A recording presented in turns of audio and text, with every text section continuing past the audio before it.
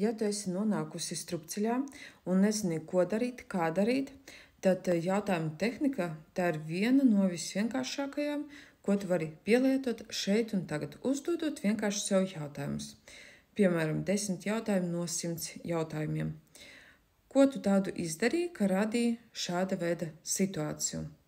Ko nākamreiz darīt, lai nepieļautu šāda veida situāciju? Kāpēc šī situācija vispār radās?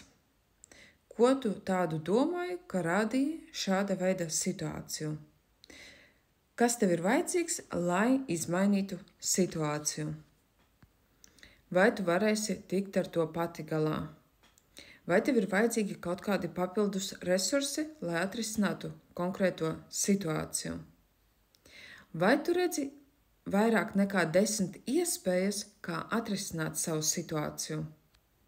Kas tev šo situāciju vēl var palīdzēt atrisināt?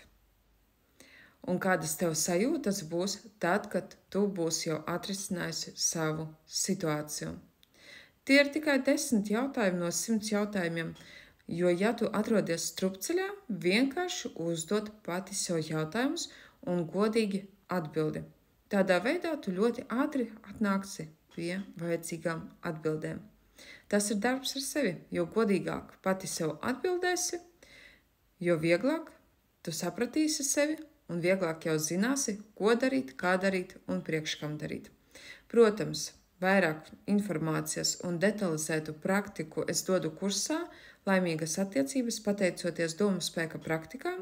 Tur es dodu vēl efektīvākas praktikas, kuras īsā laika posmā pielietojot, ikdienā, mājās, tu spēsi pamainīt jebkuru situāciju, kura ir radusies tavā dzīvē. Jo tu zināsi cēloņu sakarības, zināsi, kas ir cēlonis un kādas tam ir sekas. Un tu vienmēr būsi uzvarētāji, neatkarīgi no tā, kādā situācijā tu atradīsies. Vai tas būs strupceļš, vai tā būs jauna iespēja, jauns izaicinājums tavā dzīvē.